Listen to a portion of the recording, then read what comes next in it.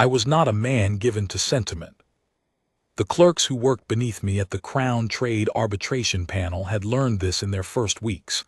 I did not praise, I did not encourage, and I did not soften a finding to spare a man's feelings when the finding was correct and the feelings were not. I was Aldrich, Duke of Crestmore, and my function in the machinery of English commerce was to be right. The livelihoods of merchants, the solvency of estates, the resolution of disputes that could otherwise take a decade in chancery, all of it passed through my library and across my desk, and I had no patience for imprecision. My colleagues found me cold.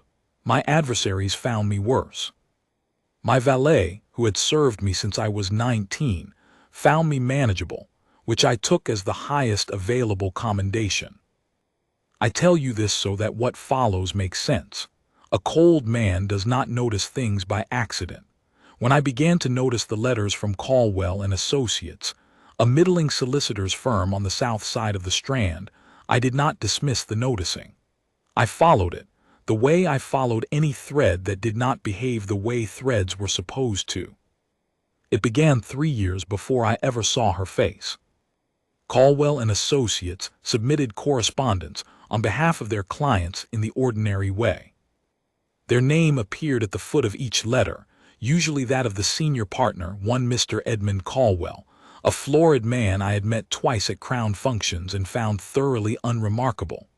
His arguments were what you would expect from his face, workmanlike, adequate, occasionally muddled in their logic when the underlying statute was complex.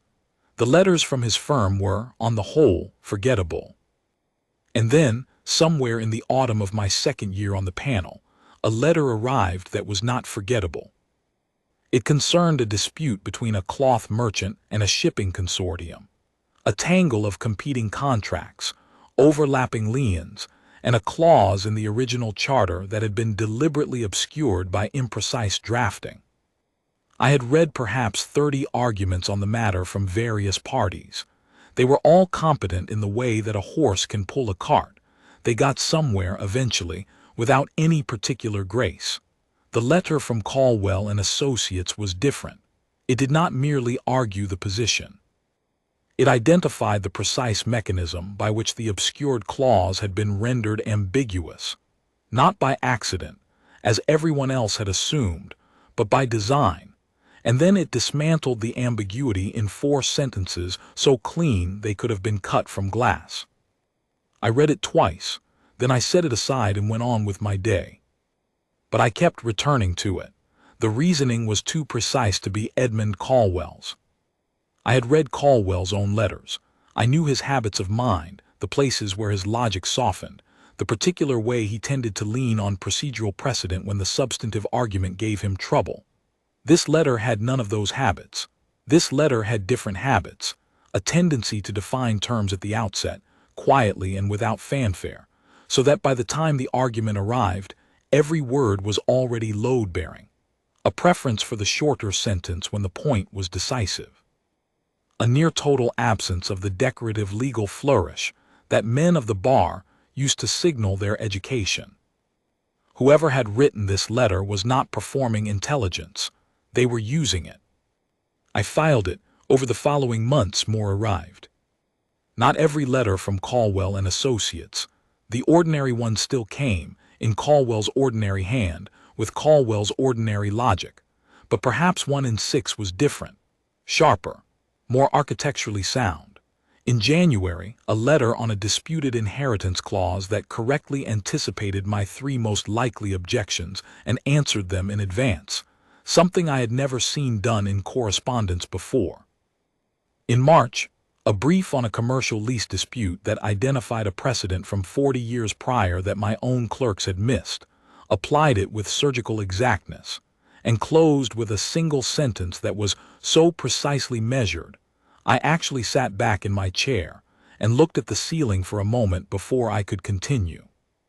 I began to keep a separate file. I told myself I was documenting an anomaly. The Crown panel kept records. It was proper practice. But I was not merely documenting.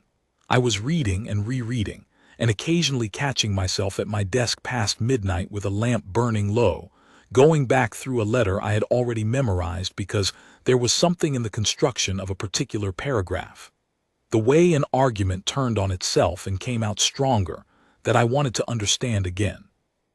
By the time the third year began, I had 17 of these letters. I knew their author's mind the way you know a landscape you have walked many times, the shape of the hills, the places where the path was reliable, the spots where it surprised you. I did not know their name. I had made a quiet inquiry through an intermediary, the sort of inquiry that produced answers without producing questions, and learned only that the letters from Caldwell and Associates were submitted by various members of the firm, and that Edmund Caldwell signed most of the external correspondence himself. That last detail lodged in me like a splinter. In February of the third year, I requested that Caldwell and Associates send a representative to Crestmore House to witness the signing of a transfer document, a routine matter, requiring only a competent clerk and an hour of their time. I made the request in a particular way. I asked for whoever had handled the correspondence on the Merchant Varley Consortium matter. That had been one of the sharper letters. The morning they arrived, I was at my desk in the library working. My secretary showed them in. I did not look up immediately. I was finishing a sentence, and so my first impression of her was the sound of her footsteps on the parquet. Precise, unhurried, not the shuffle of someone nervous or the careful, deliberate tread of someone trying to seem at ease. Simply the steps of a person who had decided where she was going and was going there. I looked up. She was not what I had expected. I am not certain what I had expected. Some composite built from the letters, perhaps, some idea of the shape a mind like that would wear. She was a woman in her late 20s, plainly dressed in dark gray wool with a white collar, her brown hair arranged without ornament in a practical style at the back of her head. Her face was composed and attentive and gave nothing away. She carried a leather satchel that had been resoled recently, the stitching still new along the bottom. She looked at me the way one looks at a problem, directly, with assessment, and without the particular anxiety that most people brought into this room. "Miss Nora Caldwell," my secretary said, "from Caldwell and Associates." I set down my pen. Caldwell, not an associate then. A family member, a daughter perhaps, working in the office. I filed this, kept my face as it always was, and stood. "Miss Caldwell, thank you for coming. I trust the journey was not difficult." "It was not," she said. Her voice was even, clear, with no particular affect. "I have the transfer instrument. Shall I present it, or would you prefer to proceed directly to the signatures?" Straight to business. No pleasantries, no preamble, no attempt to navigate the social register of being a woman alone in a Duke's library. I appreciated it more than I was prepared to say. "Directly," I said. She set the satchel on the side table, precisely at the edge, which I noticed, and extracted the document with the clean efficiency of someone who had handled a great many documents. She reviewed it once quickly before presenting it to me. I watched her eyes move across the page. She stopped briefly at the third clause. "There is a transcription error in the third clause," she said. "The figure should be 1200, not 12. I would recommend we correct it before signature rather than after." I looked at the clause. She was correct. I had not caught it. My secretary, who had prepared the document, went slightly pale. "Quite right," I said. "We'll correct it." She waited without comment while the correction was made, signed as witness with a clear, unhurried signature, and began to gather the document back into the satchel. I should have let her go. The matter was concluded. But I had spent 3 years with her mind and 20 minutes with her person, and I was not yet ready to close the file. "Miss Caldwell," I said, "the brief your firm submitted on the Merchant Varley Consortium. The letter of the 14th of October, did you draft it?" She went still. Not dramatically, she was not a dramatic woman, but there was a quality of absolute stillness that entered her, as if she had been a mechanism and someone had engaged the lock. She looked at me. "Mr. Caldwell drafted all correspondence submitted under the firm's name," she said. That is not what I asked. A silence. She looked at me with an expression I could not entirely read. Assessment, certainly, and beneath it something guarded, something that had been guarded for a long time and had grown very practiced at it. The substance was mine, she said at last. The signature was my uncle's. The uncle. Not her father, then. Edmund Caldwell was her uncle, and she had been working in his office, producing the work that bore his name, since I calculated quickly from what I knew of the firm's history, since she was perhaps 22 or 23 years old. 6 or 7 years of that. 6 or 7 years of those letters, attributed to a florid man I had met twice and found unremarkable. How much of the correspondence, I said, over the past 3 years was drafted by you? She weighed this. I could see her doing it, not the weighing of whether to answer, but the weighing of how precise to be. Another habit I recognized.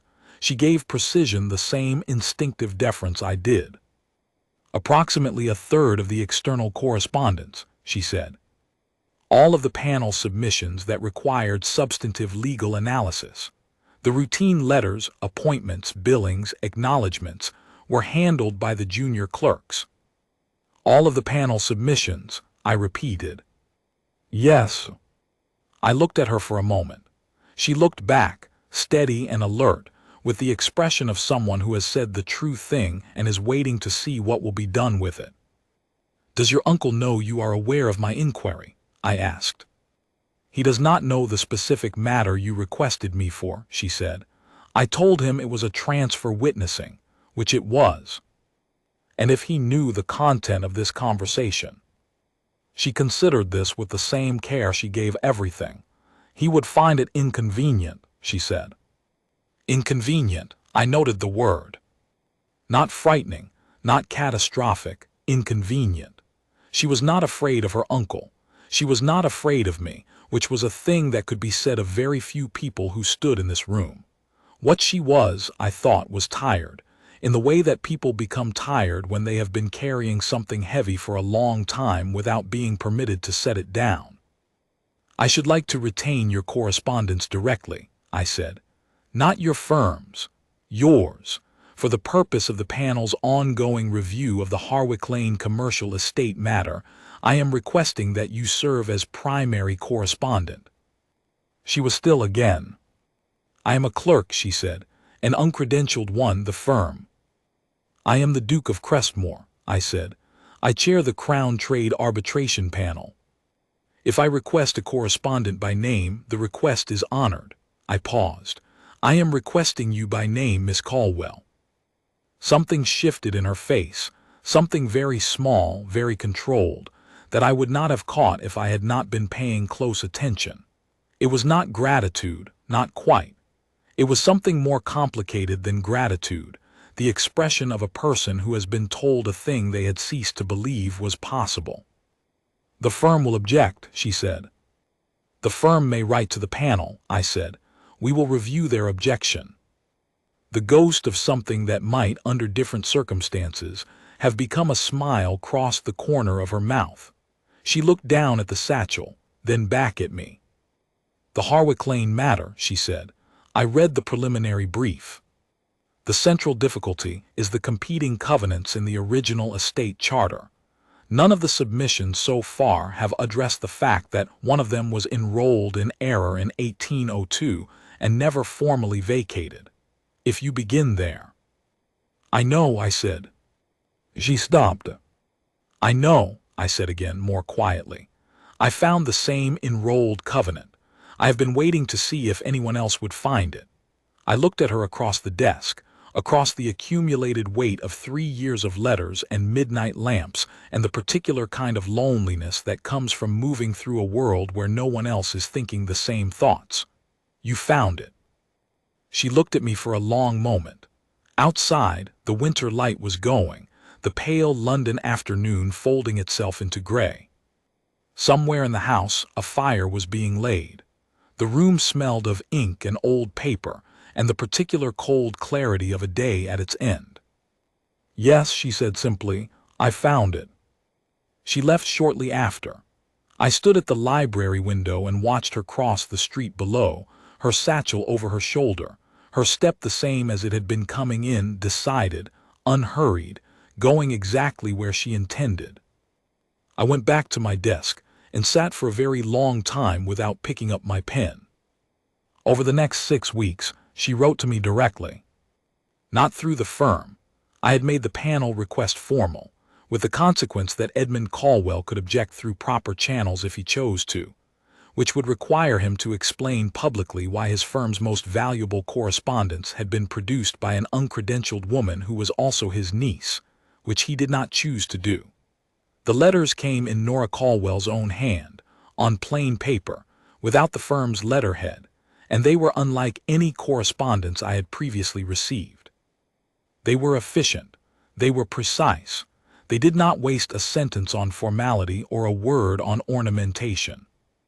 And they were, in ways that I had to be honest with myself about, a pleasure I was not accustomed to, the pleasure of being in the presence of a mind that did not require management, that produced its argument complete, and did not need to be guided or corrected or held at the edge of error while I waited for it to find its footing. I wrote back. My letters were shorter than hers. I had spent less time learning how to explain what I thought and more time simply thinking it. But she read what I wrote the way I read what she wrote, completely, with the kind of attention that assumed every word had been chosen deliberately. We argued, occasionally, on points of legal interpretation. She held her position the way I held mine, until the evidence required otherwise, and not a moment longer, and without any particular attachment to being right as opposed to arriving at the truth of the thing. In the 3rd week of February, she came to Crestmore House again. The Harwick Lane matter had reached a complexity that warranted in-person review of certain documents, or at least, I had said so in my letter, which was true, as far as it went. My secretary had cleared the afternoon.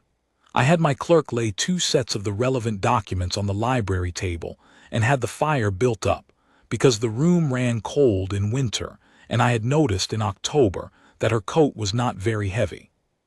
She arrived on time. I had expected nothing else, and took off her coat and hung it herself without waiting for the footman, and sat down at the table and began to read the documents I indicated without preamble or small talk or any of the usual social negotiation. I sat across from her and watched her read for a moment before I started reading myself. We worked for 2 hours. It was one of the more productive 2 hours I had spent in that room, and I had spent a great many productive hours in that room. She asked questions that were exactly the right questions, caught an inconsistency in the enrolled documents that I had noted but not yet raised aloud, and proposed an interpretive framework for the competing covenants that was better than the one I had been developing. I told her so. She looked at me with the slightly surprised expression of someone who has been paid a direct compliment and is not entirely sure what to do with it. It resolves the 1802 issue more cleanly, I said. I think you are right. I think you would have arrived at it, she said. Perhaps later. She looked back at the documents.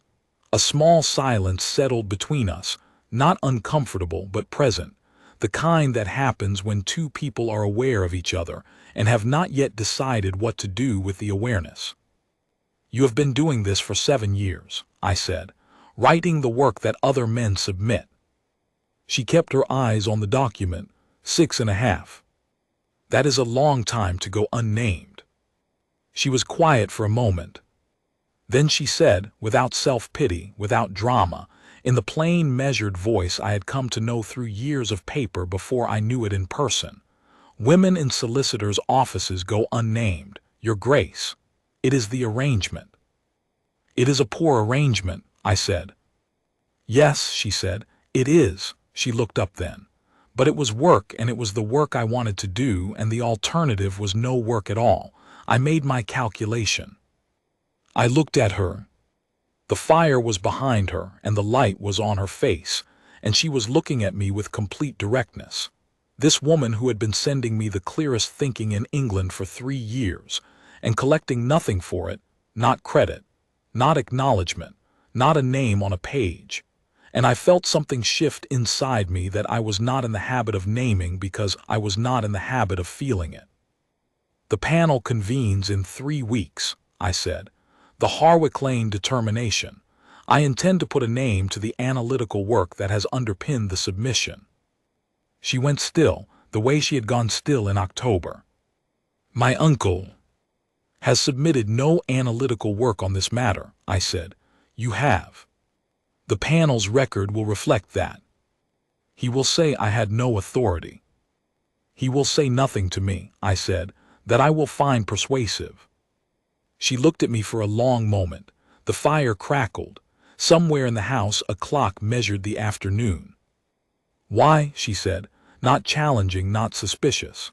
Asking, the same way she asked questions in her letters because she wanted the true answer, not the comfortable one. I considered my answer with the care it deserved. "Because 3 years ago," I said, "I was responsible for a determination in a commercial lease matter. The submission I relied upon was inadequate. I knew it was inadequate, and I accepted it anyway, because the time was short and the gap in the argument was small. The man whose lease was disputed lost the case. He appealed. The appeal took 18 months. He recovered eventually. But there were 18 months of his life and his family's life that went as they went because I did not insist on precision when I should have." I paused. 8 months later, a letter arrived from Caldwell and Associates on a different matter. It was the first of yours, and it was the first time in a long while that I read something submitted to this panel and thought, this is the right standard. This is what it should be. She was very still, looking at me.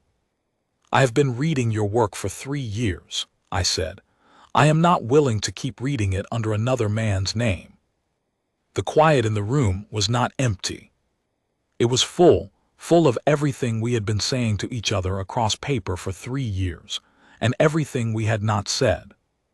"I don't know," she said at last, very quietly, "what it would mean, to have my name on the submission."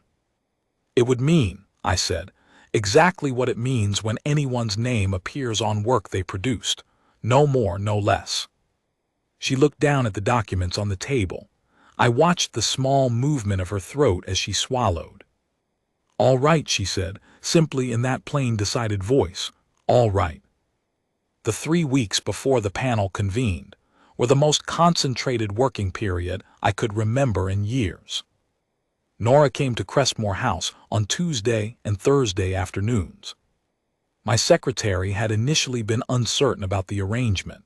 I had not explained it beyond the panel's need for on-site document review, which was true, and had resolved his uncertainty by being extremely correct and professional in all his dealings with her, which was the response I had hoped for. The footman had learned to take her coat without being asked. The kitchen had, on its own initiative, begun producing a tray of tea at 3 o'clock when she was expected.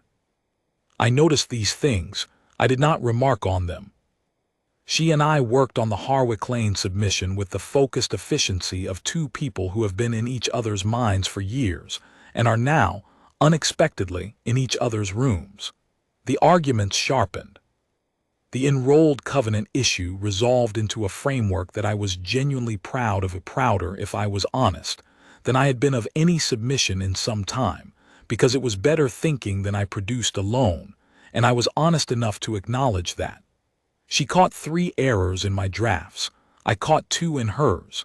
Neither of us took this personally. There was a moment in the second week when I came to stand beside her at the table to review a document she was marking, and found that I had misjudged the distance slightly and was standing closer than I had intended.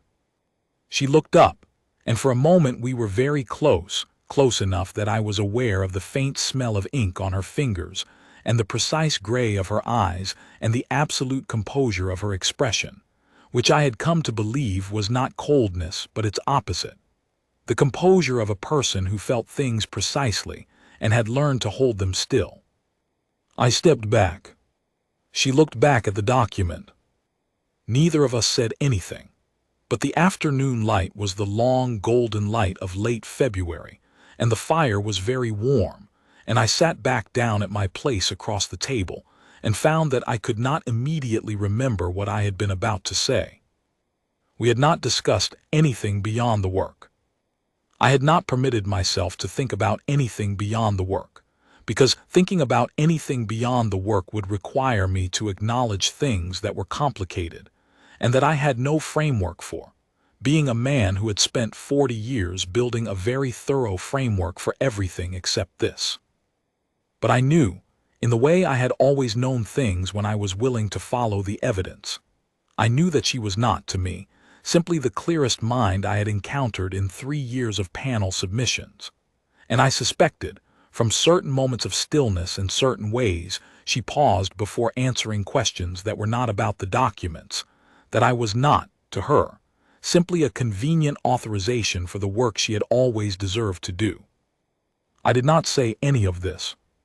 There was the matter of the panel first, and it had to come first, because I was not willing to let anything personal, including the particular feeling that had taken up residence in my chest somewhere around the second week of October, contaminate the clarity of what I intended to do for her there. She deserved to have her name on her work because it was her work. That had to be the complete reason, or the reason was compromised. So I said nothing, and she said nothing, and we worked. The Crown Trade Arbitration Panel convened on a Tuesday in early March. The Harwick Lane determination was the second matter on the agenda. The chamber was a long room on the second floor of a Crown building near the Strand, paneled in dark oak, lit by high windows, with a long table at which 7 panel members sat, and a gallery for observing parties and their representatives. Edmund Caldwell was in the gallery. He had been required to attend, as his firm was a party correspondent in the matter. He sat with his junior clerk beside him, a heavy man with the careful expression of someone who knows something is coming, but not precisely what. Nora sat in the gallery also, on the opposite side, with the leather satchel on her knee. I called the matter. I gave the standard summary of the dispute and the panel's jurisdiction. Then I said, with the same precision I gave everything, that before presenting the panel's analytical findings, I wished to enter a correction into the panel's record of correspondence. The room was quiet. These things did not often happen. I said that the analytical correspondence on the Harwick Lane matter submitted under the name of Caldwell and Associates, specifically, 6 letters of substance over the past 3 years, and the primary analytical framework of the current submission, had been produced by Miss Nora Caldwell, a member of the firm, and that the panel's record would be corrected to reflect her as the author of record. I did not look at Edmund Caldwell. I looked at the panel's secretary who was writing. There was a sound from the gallery, a sharp intake of breath, a rustle of movement. I still did not look at Caldwell. The panel, I said, wishes to formally acknowledge the quality and precision of the analytical work in this matter, which represents, in my assessment, the highest standard of legal correspondence the panel has received in the past several years. That acknowledgement is entered in the record under Miss Caldwell's name. I looked at the gallery then, not at Caldwell. Nora was very still. She was looking at me with an expression I had not seen on her face before, not the assessment, not the composure, not the particular careful neutrality she wore as a matter of practice. It was something beneath all of that, undefended, the expression of a person hearing their name said aloud in a room where it had never been said before. I held her gaze for a moment. Then I turned back to the panel and proceeded with the determination.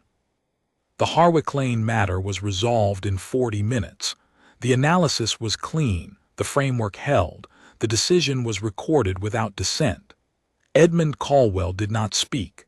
When the panel rose, he left the gallery without looking at his niece. Nora remained in her seat. I found her afterward in the corridor outside the chamber, standing at one of the high windows that looked out over the street below. She had her coat on. She was holding the satchel. She was watching the street with her usual composure, but when she heard my step and turned, she had the look of a person who has been crying and has stopped, and is relying on control to cover the distance between the stopping and the presenting of herself. I stopped a few feet from her. "Your name is in the record," I said. "Yes," she said. "The determination stands. The appointment of primary correspondent is formalized. The panel will address future correspondence to you directly." "I understood that," she said. A pause. The corridor was empty. The late morning light came in gray and cold through the high windows. "Miss Caldwell," I said. She looked at me. "I have read your letters for 3 years," I said. "I have argued with you across a library table for 3 weeks. I have watched you find the enrolled covenant in 1802 that no one else found and apply it with more precision than this panel has seen in a decade. I stopped. I had not prepared language for this because I had decided firmly that this moment came after. It was after.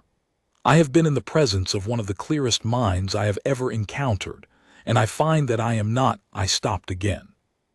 She was watching me with exactly the kind of attention she gave everything. Complete, precise, and waiting for me to arrive at what I meant. "I am not indifferent to you," I said finally. "I wish to be precise about this. I am not offering anything that could be construed as a condition of the appointment. The appointment is made and it is independent. What I am offering, if you find any part of it worth considering, is my regard, which is considerable, which has been considerable for longer than I think either of us would find comfortable to quantify." She looked at me for a long moment. Outside the window, a cart rattled past on the cobblestones. A pigeon settled on the ledge and immediately thought better of it. 3 years is a considerable time to read someone's letters," she said. "Yes. You might have written sooner to say you found them of value. I thought they were attributed to your uncle." The ghost of something moved across her face. Not quite a smile, not yet, but the precursor to one. "You thought the letters were Edmund Caldwell's, and you were moved to read them at midnight." "I was moved," I said precisely, "by the quality of the argument. When I discovered the argument's true author, I revised my understanding of a great many things." She looked down at the satchel, then back at me. "I would like very much," she said, in the plain, careful voice that I had come to understand was not caution but exactness, that she said what she meant, and meant what she said, and this was simply the shape that took to continue corresponding with you. "I would like that also." "About the work," she said. "About the work," I agreed, "and if you are willing about other things." She looked at me steadily. The light was behind her and her gray eyes were entirely clear, and she was not performing composure. She was simply composed, in the way that a well-built thing is composed, because its structure is sound. "I have never had anyone ask," she said, "what I thought about things outside of the work." "I know," I said, "I am asking." Another silence, longer. I did not fill it. "Then yes," she said, "about other things." In April, the panel produced the final Harwick Lane determination.